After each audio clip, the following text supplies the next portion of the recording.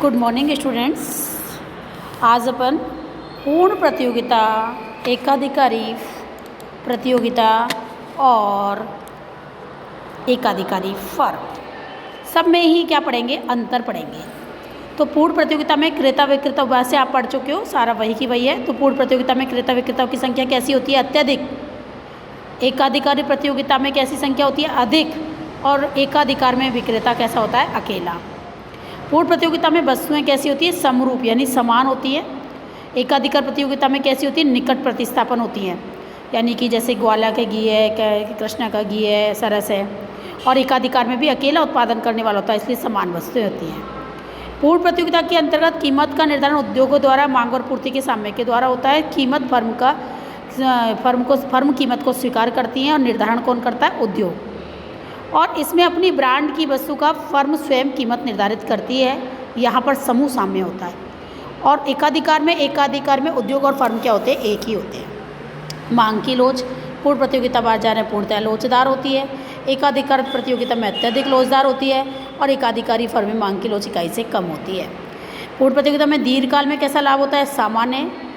एकाधिकार प्रतियोगिता में भी कैसा होता है, सामान्य। और एकाधिकारी फर्म में क्या होता है, असामान्य, क्योंकि फर्मों के स्वतंत्र प्रवेश एवं बहिर्गमन पर इस पर निषेध होता है।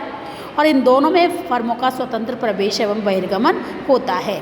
तो फर्मों का स्वतंत्र प्रवेश एवं बहिर्गमन, फर्मों का स्वतंत्र प्रवेश एवं बहिर्गमन होता है, लेकिन एकाधिकार में फर्मों के प्रवेश पर रोक होती है। और नेक्स्ट है आपका समरूप वस्तुएं, समान वस्तुएं होती हैं। और एकाधिकार प्रतियोगिता ही ऐसी होती है जिसमें कीमत विभेद और वस्तु विभेद दोनों होता है, क्योंकि सभी अपनी अपनी वस्तु की अलग कीमत निर्धारित करती हैं और वस्तुएं भी समान दिखती हैं लेकिन होती अलग अलग हैं।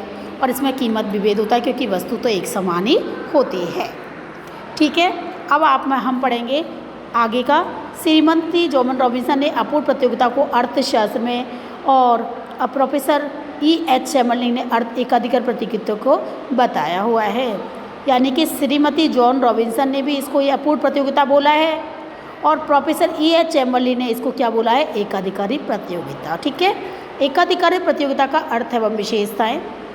एकाधिकार प्रतियोगिता में दो चरम, वैसे मैं आपको थ्योरी थोड़ी बहुत बता चुकी हूँ, इसका बस अब आपको रीडिंग लगवानी है।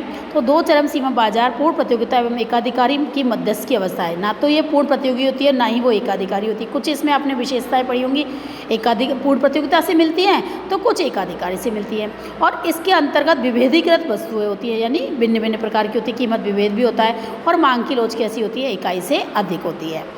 फर्मों की विशेषताएं, फर्मों की संख्या अधिक होती है। एकाधिकार प्रतियोगिता में क्रेता विक्रेताओं की संख्या अधिक होती है, किंतु इनका आकार छोटा होता है, इस कारण कुल उत्पादन प्रभावित नहीं होता।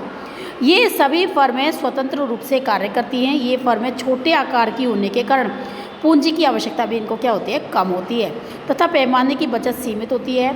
अर्थशास्त्र में खुदरा बाजार एवं सेवा क्षेत्र में यही प्रतियोगिता देखने को मिलती है। फुटकर व्यापारी, पेट्रोल स्टेशन, अखबार की दुकानें आदि इसके ही उदाहरण हैं। अब विभेदीकृत वस्तु, इसके अंतर्गत निकट प्रतिस्थापन वस्तुओं का उत्पादन किया जाता है। अतः ये वस्तुएं समरूप होती हैं, समान होती हैं, किंतु समान दिखती नहीं हैं। वस्तु का रंग, आकार, गुणवत्ता, पैकिंग से ही वस्तुएं विभिन्न होती हैं।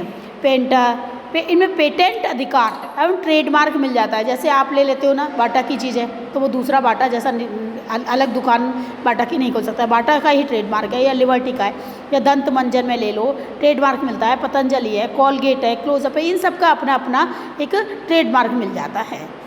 विज्ञापन एवं प्रचार के माध्यम से उत्पादनकर्ता क्या करते हैं, बिक्री को बढ़ाते हैं।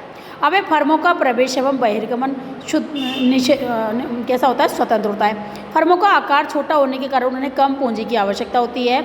इसके कारण एक जैसी वस्तु उत्पादन करने वाली फर्में प्रवेश कर जाती हैं, जिसे समूह कहते हैं। और हानि होने पर फर्में क्या कर जाती है, छोड़ जाती हैं।